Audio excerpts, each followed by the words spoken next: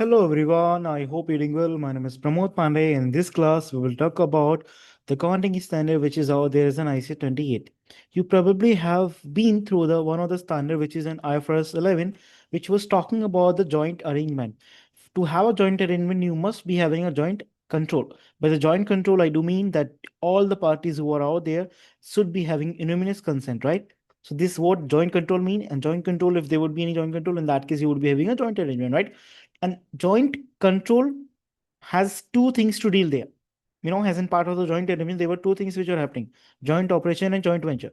Joint operation, there's in certain things like all the specific assets which are out there has been divided among the parties, right? There's a no specific single entity, or there's a no separate single entity was required. But in the case of the joint venture, there was a single entity which was being formed, and then all the two parties or three parties which are out there was managing that single entity and then having the right in their net asset, and they were accounting it through the equity method. So equity method was also there, and it is also there as an IAS 28. So in a IAS 28, investment in associate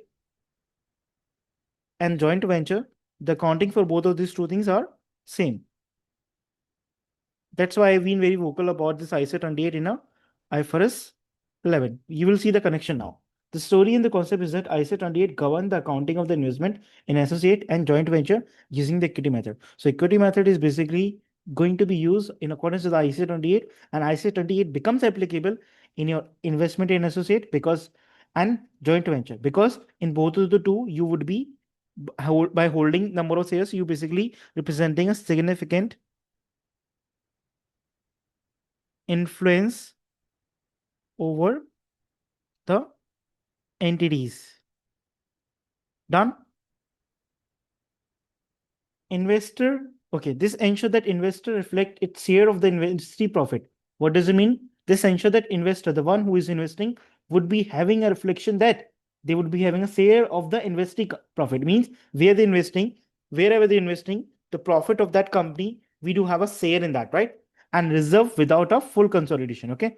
In this investment in associate joint venture, there won't be any consolidation. So this is basically the percentage which comes out to be from 20 to 50%. Okay.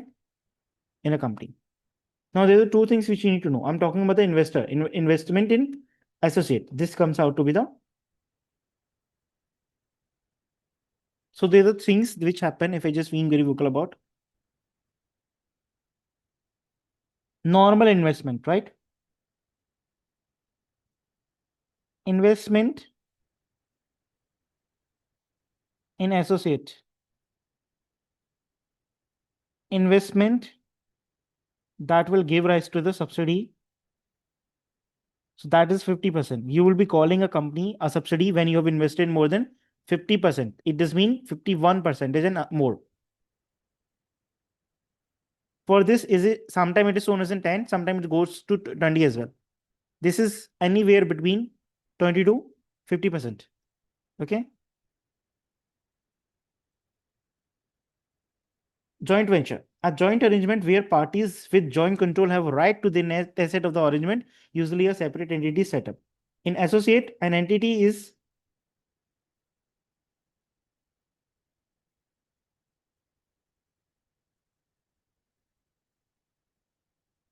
usually a separate entity is going to be set up. Associate means an entity over which the investee has a significant influence, but not control or joint control. Okay. Significant influence is usually assumed if the investor hold 20 to 50% of the voting right. Is it clear? Now you learn about what is an equity accounting. So in whether you have an investment in associate or joint venture, in both of the two, you will be doing it accounting as an equity accounting. This is something we need to know now.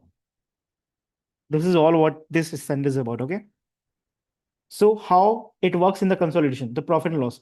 Consolidated profit and loss will not be prepared for the investment in associate.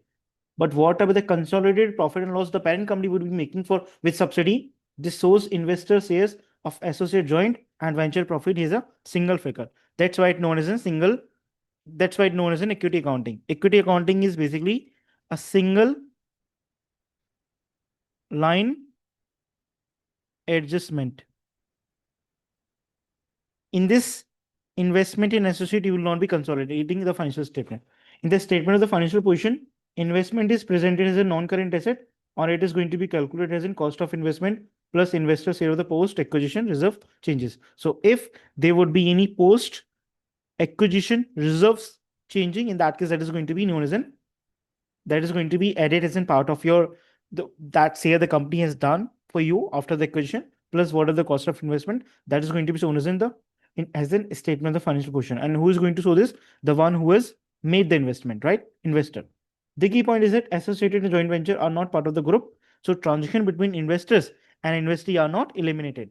Any impairment would be there in the investment in associate is going to reduce the carrying value of the investment. So if there would be any investment impairment, in that case, that is going to be removed from here.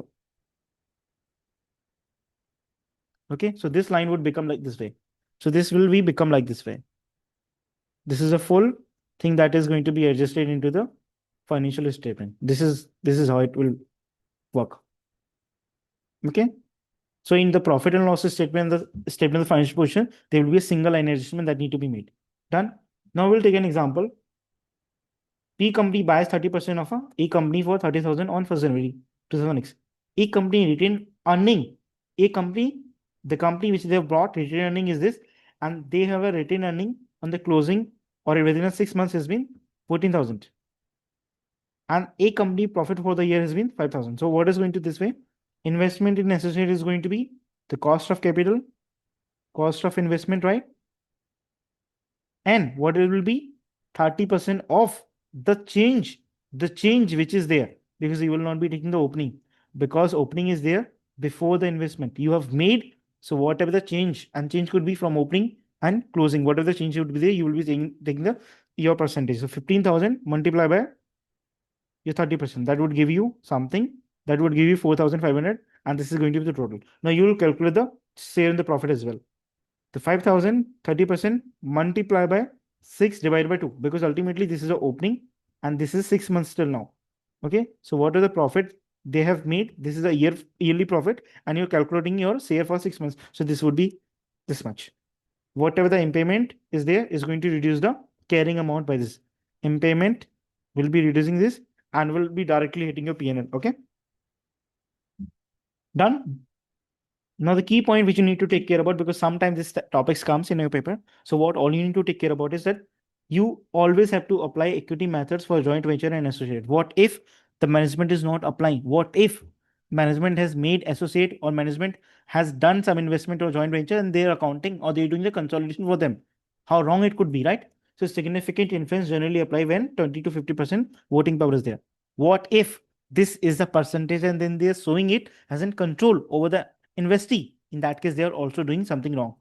They are not recognizing the share of the profit and share of the reserve movement. Okay, they are recognizing on the opening balance, they are recognizing on the closing, not on the share, the change, right?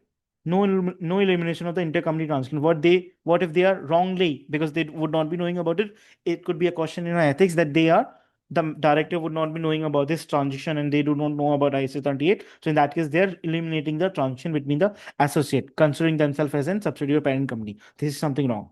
What if they are not reviewing for the investment? They're not accounting for the impairment correctly, right? These are the certain things that could go wrong. And these are the certain things that you need to take care about for your exam perspective. Now, what other things could go wrong? Assuming control instead of significant influence, ignoring post-acquisition reserve adjustment, not accounting for the impairment of the investor, and incorrectly eliminating transaction between the group and disposal joint venture. These are the certain things that you need to know. So with this, the smallest standard again, all what you need to know has now been delivered to you.